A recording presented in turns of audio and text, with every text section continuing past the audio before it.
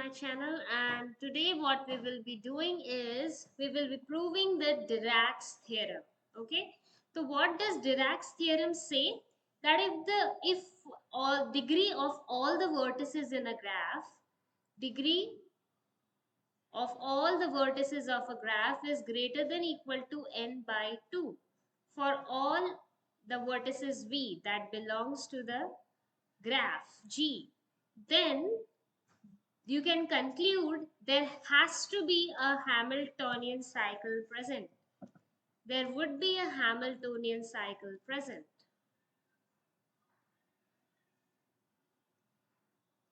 Would be present.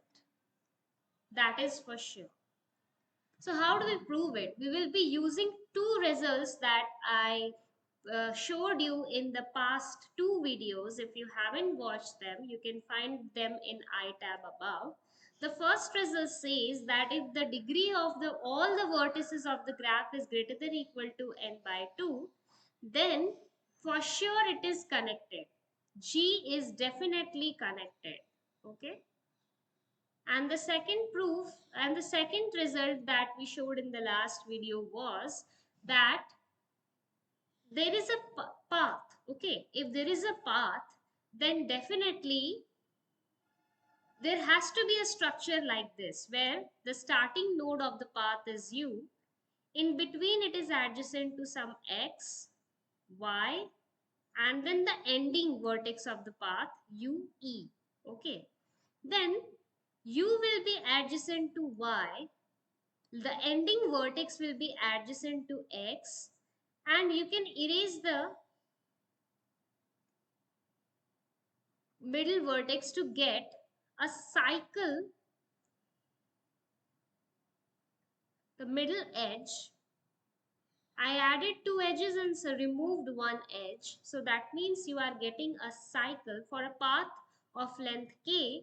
You are getting a cycle of length k, right? A cycle ck, right? If there are k vertices in the path, okay? Yeah.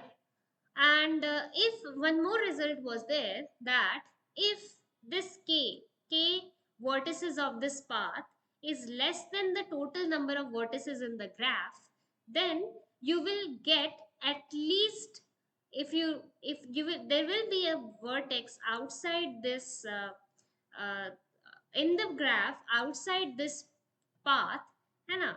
And then you will get a path length at a path of length at least k plus 1. There was a cycle of length k with k vertices, and one vertex is outside, present in the graph outside this cycle, then you will get at least a cycle of length, a path of length k plus 1. Okay, v1, v2, then what will happen? You can remove one edge, we can remove this edge and join v2, v1 from u. Okay, that will be a longer path. Okay, so we will be using these two results for proving Dirac's theorem. Okay, let us get started.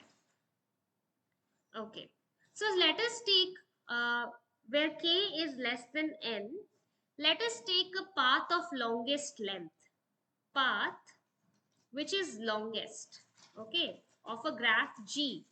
And the condition that graph G is satisfying is the degree of all the vertices of G is greater than equal to n by 2. Okay, this you have to remember. So let us take k is equals to, let us say 100.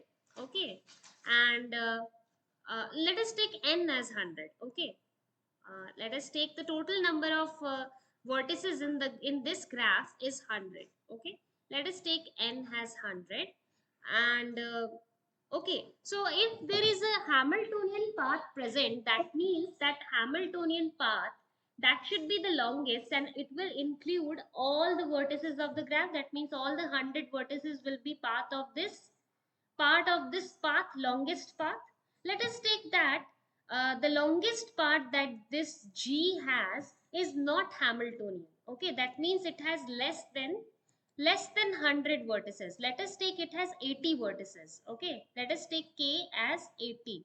Okay, the longest path has 80 vertices. Okay, and it starts at u1, then u2, u3, so on, so on, and the ending vertex is u80, right? This is the end, u80. Suppose u1 is me, okay, and u80 is you, for example, okay, and that means I know that this graph, all the vertices have greater than equal to n by 2. That means n is 100, so greater than equal to 50 friends. So u1 is connected to greater than equal to 50 more friends, and u80 is also connected to greater than equal to 50 friends, because its degree is has to be greater than equal to 50, right? Okay, friends. Okay, can any vertex, can u1 be adjacent to any vertex that is outside this path? No. Why? Because if it is adjacent to any other vertex which is outside this path, then you will get a path of longer length. Suppose this was V and it is connected to V, then we will get V, U1, U2 till U80 a path of longer length, which is not true. We assume that U1 to U80 is the path of is the longest path in this graph. Similarly, U80 also cannot be adjacent to any node which is outside this path. Similar reasons. That means U1 is adjacent to vertices inside this path, and U80 is also adjacent to vertices inside this path vertices only. Okay. And can we find, okay, what I'm saying is U1, there would be a structure like this. U1 adjacent to X, Y, then U80. U1 will be adjacent to Y and U80 adjacent to X. This will be always present in this graph. Why is that? In this situation, it will be always be present. Why is that? And then we can remove this XY to get a cycle on these 80 vertices. Why is that? Because the we know that U1 has more than 50 friends. That means U1 will be adjacent to Y in this path only. There would be some Y. Let us take U3 as that Y. Okay, it will be adjacent like this. And I know that U1 is adjacent to such 50 vertices, right? 50 or more. Let us take the minimum 50. Okay. And we are saying that there is the predecessor of U3 or these Ys, that is U2, they are not adjacent to U80. Means total 50 such predecessors are there which are not adjacent to U80. So 50 vertices of this path are not adjacent to U80. That means how many vertices remain? 30, right? And U80 is not adjacent to U1, so 29. And 1 is itself only. 28 vertices are remaining. That means U80's degree can be 28, but it is false. It is greater than equal to 50. That means there will be such a predecessor U2. At least one will be there, which is adjacent to U80. Then you can just remove this U2, U3 edge and you will get a cycle on these 80 vertices. Okay. You will definitely get a cycle on these 80 vertices. If it is not clear to you what happened, rewind the video, think about it again, you will get it. Okay. Now what happened? Now we knew that this path having k vertices was less than the total number of vertices in the original graph. That means there will be vertices outside this graph.